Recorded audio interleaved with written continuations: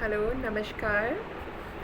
जय हिंद। मैं Sanjana, your friend, your well wisher, once again back on YouTube channel. और मैं आज ये अपडेट कर रही हूँ कि मेरे को पूरे 2 महीने सक्सेसफुली कंप्लीट हो चुके हैं और मैं बहुत ही अच्छे से हील्ड हो रही हूँ, बहुत अच्छे से रिकवर हो रही हूँ।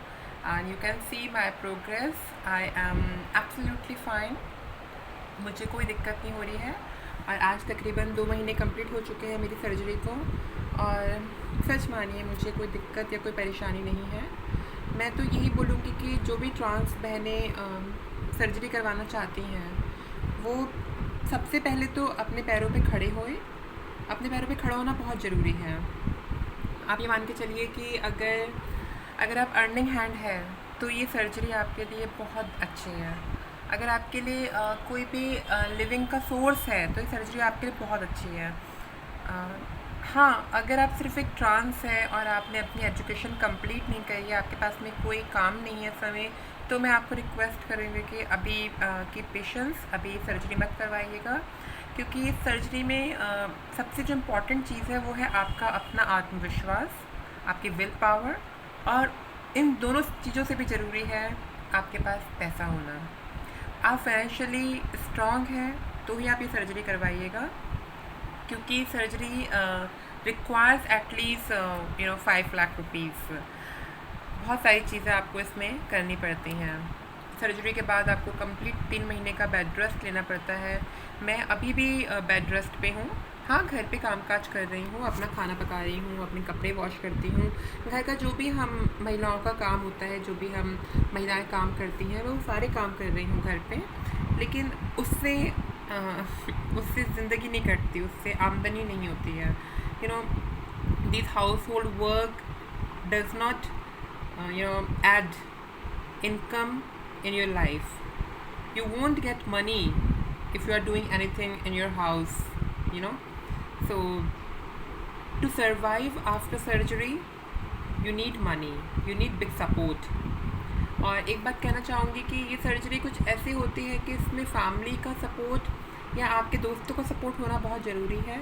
अगर आपके पास में आपकी फैमिली का सपोर्ट है तभी आप सर्जरी के बाद में अपने घर जा सकते हैं और आप बेड रेस्ट कर सकते हैं। अदरवाइज़ आपको कौन सपोर्ट करेगा? आप खुद सोचिए कि अगर आप मतलब बेड रेस्ट में है तो कौन आपके लिए खाना पकाएगा, कौन आपके लिए कपड़े धोएगा, कौन आपका केयर करेगा? बहुत सारी ड्रेसिंग होती है, बहुत सारा केयर करना होता है, तो उसके लिए आपका फैमिली सपोर्ट होना बहुत ज़रूरी है। नहीं तो फिर आपके पास में इतने अच्छे फ्रेंड्स होने चाहिए जो कि हिम्मत के साथ कंधे से कंधा लगा के खड़े हो और आपको एटलीस्ट 2 महीने 2.5 महीने तक सपोर्ट कर सके। जैसे कि मेरे केस में था, कोरोना बहुत चल रहा था तो मेरी फैमिली से कोई नहीं आ पाया और मुझे डॉक्टर का अपॉइंटमेंट, सर्जरी का अपॉइंटमेंट बहुत मुश्किल से मिला था। तो मेरे घर से कोई नहीं आ पाया, मुझे परेशानी हुई। लेकिन मेरे दोस्त थे, मेरी 2 फ्रेंड्स थी और मेरे एक पार्टनर है, मेरे बहुत अच्छे मित्र हैं दिल्ली के, तो उन्होंने मेरी बहुत सहायता करी। तो मैं दिल से धन्यवाद देती हूँ इन 3 व्यक्तियों का, जिन्होंने वाकई मेरी बहुत खिदमत करी। जब मैं अपने रूम पे आई थी तो मेरे ही घर के पास में मतलब एक मेरे भाई रहते हैं और हम लोग का बहुत अच्छा रिलेशनशिप है। मेरे भाई हैं, मुझे बड़ी दीदी बोलते हैं। उन्होंने भी मेरी बहुत हेल्प करी मेरे को। मतलब आप बिलीव नहीं मानेंगे, मेरे घर का सारा जितना भी काम था, मतलब जो बाहर का मर्दों वाला काम होता है, वो सब उन्होंने किया। क्योंकि कोरोना इतना चल रहा था कि कोई किसी की हेल्प के लिए आगे ही नहीं बढ़ रहा था। सबके सब बिल्कुल घरों में अपने कन्फाइंड थे। सबको डर लग रहा था कि सेकेंड वेव बहुत डेडली थी। तो मेरा कुछ ऐसा रहा कि मेरे को अगर ये 4 जने सपोर्ट नहीं करते तो शायद मैं सर्वाइव ही नहीं कर पाती। आज मैं अगर रिकवर होके मतलब एक नॉर्मल लाइफ को फिर से एंजॉय कर रही हूँ, तो इसमें इन 4 जनों का बहुत बहुत बड़ा योगदान रहा है। मेरी 2 ट्रांस फ्रेंड्स थी, मेरे पार्टनर, मेरे अच्छे फ्रेंड हैं और मेरे भाई, ठीक है। तो इसलिए मैं बोलना चाह रही हूँ कि प्लीज़ जो भी ट्रांस बहनें करवाना चाहती हैं सर्जरी को, देखिए ख्वाबों की दुनिया से हम लोग थोड़ा सा बाहर आके हकीकत की ज़िंदगी में भी देखें। प्रैक्टिकल बन के भी सोचिए कि क्या ये सर्जरी इतनी आसान है? क्या आपने सोचा, पैसे इकट्ठे करे और सर्जरी हो गई? बेशक हो जाएगी, डॉक्टर्स तो कर देंगे, लेकिन सर्जरी के बाद में आपकी अपनी सेहत, आपकी अपनी रिकवरी, वो बहुत सारी चीज़ों पे डिपेंड करती है। तो मैं ये कहूँगी कि प्लीज़ अपनी फैमिली को कन्विंस करिए, देखिए कि आपको फैमिली से कितना सपोर्ट मिल रहा है। और अगर आपको फैमिली से कोई सपोर्ट नहीं करता है तो आपका बॉयफ्रेंड या आपके कोई अच्छे दोस्त जो कि आपके साथ में बहुत हेल्दी रिलेशनशिप में हैं, या आपके कोई ऐसे भाई बहन जो कि आपको लगता है कि आपको सपोर्ट कर सकते हैं, तो बहुत अच्छी बात है। ये होना बहुत ज़रूरी है। पैसा भी चाहिए, आपका आत्मविश्वास और इच्छा शक्ति भी बहुत इम्पॉर्टेंट है। और इन सब चीज़ों के साथ में आपको एटलीस्ट एक miniature form of society has to be there to support you. The reason behind it, because you need support after your surgery. Your recovery depends, definitely your recovery depends on your own willpower, on your own physical structure, but जो social एक support होता है ना, वो बहुत ज़रूरी है। तो प्लीज़ ट्रांस फ्रेंड्स, आप लोग जब भी कभी भी सर्जरी करवाने जाए तो इन कुछ बातों का ध्यान रखिएगा, बिकॉज मैं नहीं चाहती कि आप लोग कुछ परेशानी में पड़े। If I am available here on YouTube and you people are watching my channel, watching my videos, and you are I am being liked by so many people, they do comment and they do ask questions, so I feel privileged while narrating my story over here. I really feel privileged, and this is my few tips to all my trans friends, those who are ready or those who are willing to get SRS. The dear sisters, please just don't be in your dreams always. Just come out and see the practical aspects of the surgery as well. Okay, you need money, you need good willpower, you need confidence, and definitely you need social support as well. I know we trans are not getting that much social support. हमें society से उतना नहीं मिलता है, लेकिन हमें चाहिए भी नहीं इतना। हमें सिर्फ वो 4-5 लोग चाहिए जिनके सहारे हम अपने आप को रिकवर कर सकते हैं, and that gonna be blessing for everyone, like me. So dear friends, finger crossed, hope for the best, and definitely अभी आप सब लोग स्टार्ट कर सकते हैं। मुझे काफ़ी फ्रेंड्स ने रिक्वेस्ट करी है यूट्यूब में कि मैं हार्मोन्स के ऊपर वीडियो बनाऊं कि हार्मोन्स बॉडी में क्या क्या चेंज लाता है, और मुझे ये भी रिक्वेस्ट आई है कि मैं लेस्बियंस रिलेशनशिप के बारे में भी बातचीत करूं, क्योंकि हम ट्रांस तो बहुत हाईलाइटेड है सोसाइटी में, बट लेस्बियन जो कम्युनिटी है वो अभी भी बहुत ज़्यादा अनप्रिविलेज्ड है।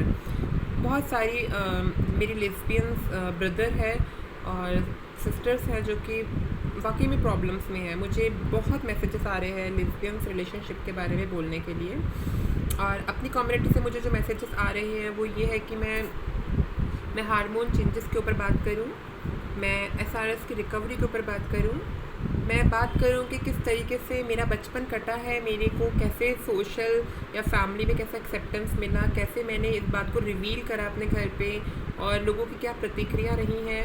मैं अपनी खुद की स्टोरी भी यहाँ पे नरेट करूँ, और इसके अलावा मेरे प्रोफेशन से रिलेटेड बातें भी लोगों ने कहा है कि बताइए कि जब आप वर्किंग थे या आप अपने होम टाउन में थे तो आपकी कैसी लाइफ थे।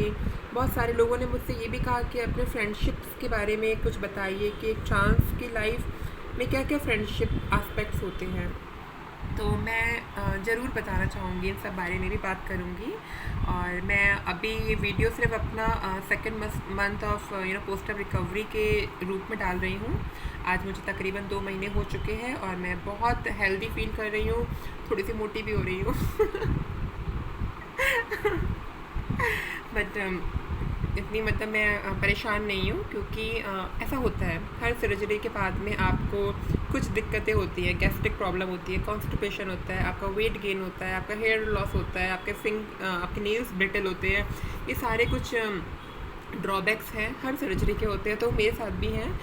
बट मेरे बाल अब नहीं इतने झड़ रहे हैं, मेरे बाल हेयर फॉल इतना तगड़ा वाला नहीं हुआ मुझे, थोड़ा बहुत तो होता ही है, स्पेशली ये अभी रेनी सीजन चल रहा है तो होता ही है।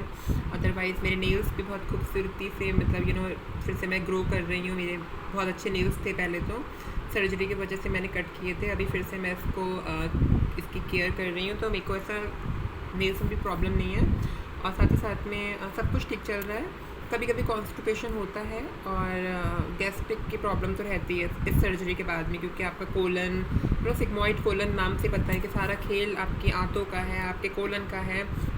मैं थोड़ा थोड़ा हिंदी भी बोलती हूँ कि क्योंकि मेरी बहुत सारी फ्रेंड्स जो हैं वो ऐसी सोसाइटी से बिलोंग करती हैं कि वो इंग्लिश इतना नहीं समझती हैं। तो प्रिय बहनों, हमारी आँत काटी जाती है, बड़ी आँत काटी जाती है और उससे हमारे वजाइना की डेप्थ को बनाया जाता है।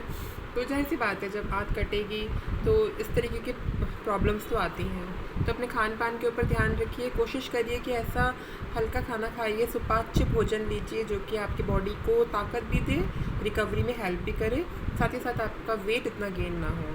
तो मैं संजना बहुत खुश हूँ और मैं अपने सभी प्रशंसकों, सभी चाहने वालों को दिल से धन्यवाद देती हूँ, आभारी हूँ कि आप मुझे देखते हैं, मुझे सुनते हैं और मुझे रिक्वेस्ट कर रहे हैं डिफरेंट टॉपिक्स के ऊपर वीडियो बनाने के लिए।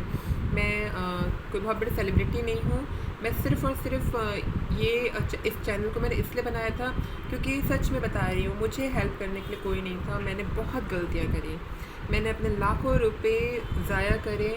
मेरी कुछ फ्रेंड्स थी जो ट्रांजेक्शन में थी, जो कि सर्जरी करवाने वाली थी और उन्होंने बहुत सारी बातें मुझसे छुपाई, जो कि मतलब मुझे लगता है मुझे मालूम चलती तो मेरे लाखों रुपए बच जाते। लेकिन कोई नहीं, सबकी अपनी अपनी मेंटालिटी होती है। मैं चाहती हूँ कि मैं इस चैनल के थ्रू आपको सब बातें बताऊँ ताकि आपका पैसा ज़ाया ना हो। आप सब लोग मुझे फेसबुक पे मैसेज कर सकते हैं, फ्रेंड रिक्वेस्ट शेयर कर सकते हैं, मुझे इंस्टाग्राम में फॉलो कर सकते हैं, आप मेरे अपडेट्स को वहाँ भी देख सकते हैं। और मैं बताना चाहूँगी कि मैं एक बहुत अच्छी लेखिका हूँ। वैसे बाय प्रोफेशन मैं एक इंग्लिश लेक्चरर रही हूँ और मैंने अभी 2 साल पहले वो जॉब छोड़ दी थी। मैं अपने होम टाउन में as an English lecturer work कर रही थी। मैं एक CBSE मीडियम में क्लास 9th और 10th की इंग्लिश लेती थी और तकरीबन 12 साल से मैं शिक्षण कार्य में जुड़ी हुई थी।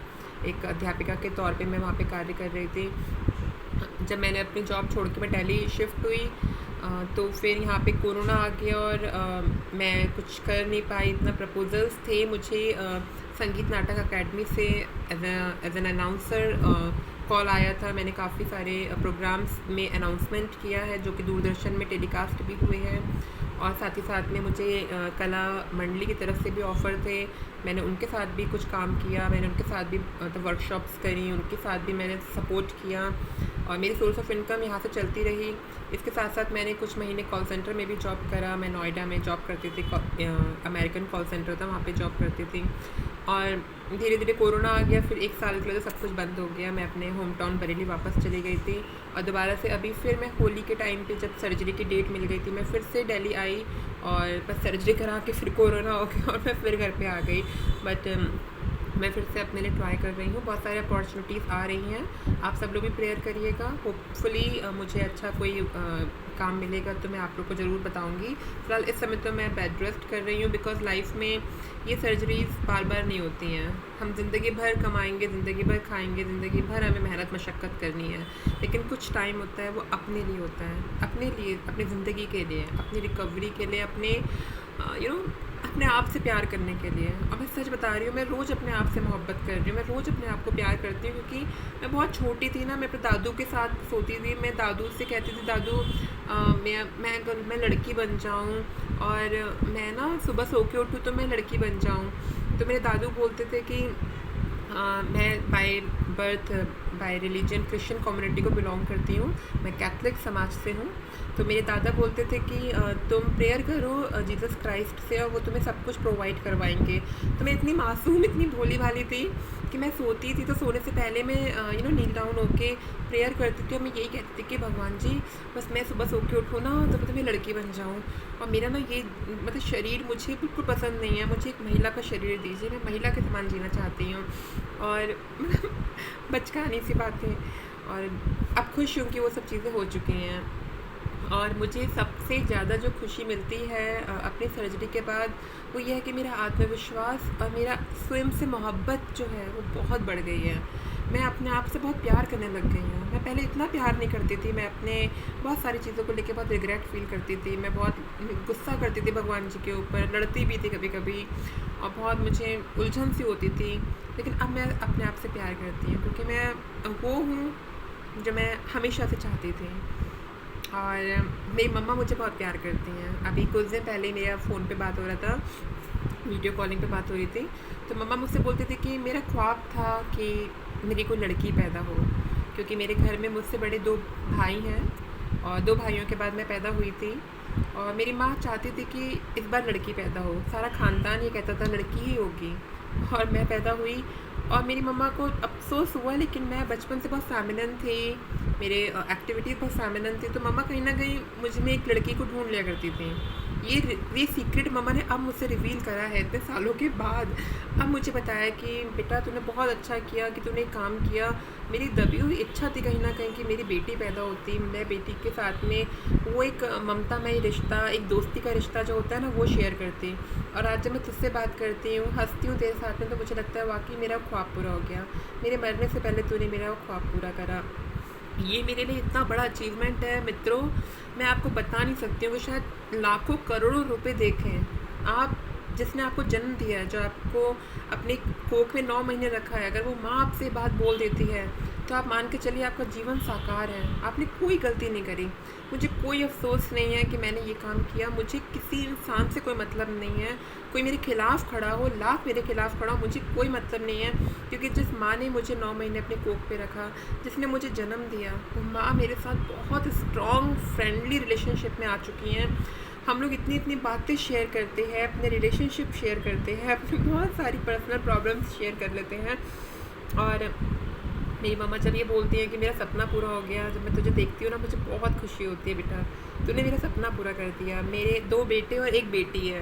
ओह गॉड ट्रूली ये सुनना, मैं इमोशनल हो रही हूँ बोलते बोलते। ये सुनना ऐसा लगता है कि बस बस थैंक गॉड कि मेरे को जो ताकत दी हो मैंने काम करा। कि मम्मा यही बोलती हैं कि मेरा सपना साकार हो गया। सो ट्रांस फ्रेंड्स, शुरू में परेशानियाँ आती हैं, फैमिली सपोर्ट नहीं करता है, फिर धीरे धीरे सब कुछ ठीक हो जाता है। तो आप लोग सब अपना ख्याल रखिएगा, मेरे वीडियोस को वॉच कीजिए, शेयर कीजिए, सब्सक्राइब कीजिए, चैनल को आगे बढ़ाइए। आप लोगों के लिए आई हूँ, आप लोग ही सपोर्ट करें, ठीक है। मैं अब इस वीडियो को यहीं पे विराम देती हूँ। My best wishes for all my trans friends and hope is on dear friends, hope is always on. Thank you, bye.